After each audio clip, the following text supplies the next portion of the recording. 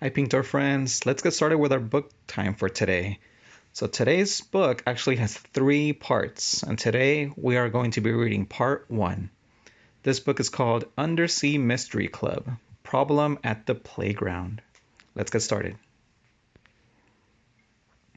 It was an exciting day in Aquamarina. A new playground was opening, and sea creatures from near and far had come to take part in the fun. Violet swam up and down, trying to see past a huge crowd of people. "Can you see what's happening?" she asked her best friend, Wally. Wally was a narwhal with a long pointy horn like a unicorn. He tried to get a better view, but he accidentally bumped into a merman in front of him. "Ouch," the merman said, rubbing his tail. "Oops, sorry," Wally replied. He sometimes forgot how sharp his horn could be. Violet offered Wally a supportive smile, and so did Dusty, the starfish who lived on top of her hair. "Let's go this way," Violet said, taking Wally's flipper. The friends pushed through the crowd, weaving and dodging past mer people, crustaceans, and fish of all kind. Finally, they made their way to the front, where the giant green ribbon blocked off the playground entrance. The ceremony was about to begin. Violet's mother, the mayor of Aquamarina, stood front and center. "Welcome one and all to Aquamarina's newest playground," Mayor Vespera announced. "It's now time for the playground's engineer, Miss Rivet Rogers, to cut the ribbon and open the park." Rivet swam forward and pulled a big pair of scissors from her toolkit. But instead of the snip, there was a clatter. The scissors had fallen apart. "That's strange," Rivet said, inspecting them. "These scissors are missing a piece." Violet nudged Wally. "Maybe we can help," she said. "Yeah," said Dusty. Mayor Vespera smiled down at them. "Wally, will you do the honors?" she asked. And Wally blushed. He didn't like being the center of attention, but he did like helping out.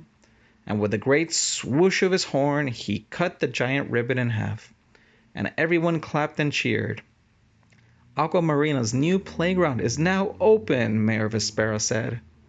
And suddenly, a terrible rumbling sound came from inside the park.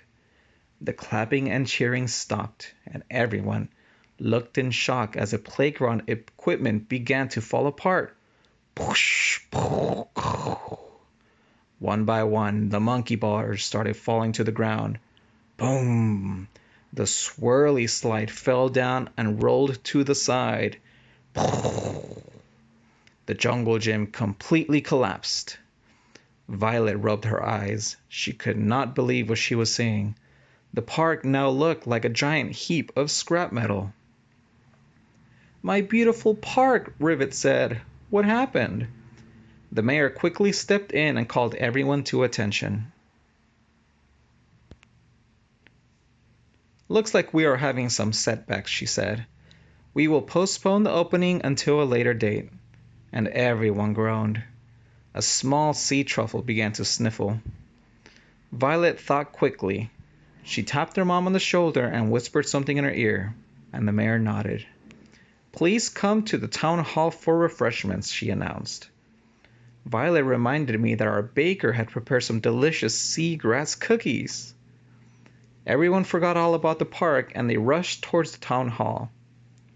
"Where do you think you're going?" Violet asked, grabbing hold of Wally's tail as he followed the crowd.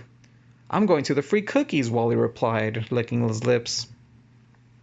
"Don't you want to stay and see what happened?" "Not as much as I want those cookies," Wally admitted. "Let's see what's going on first," Violet said. She waved for him to follow. Wally sighed. He knew there was little chance of cookies in his future. A team of security dolphins arrived on the scene. They surrounded the park with bright yellow tape. Meanwhile, Mayor Vespera held an emergency meeting with Rivet and her team of engineers. "I can't believe it," Rivet exclaimed, picking up a loose monkey bar.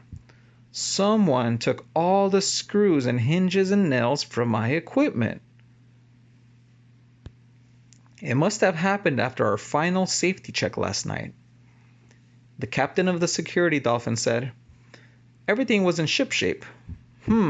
Said the mayor, inspecting the mess. "It's quite a mystery." At the word mystery, Violet's ears perked up.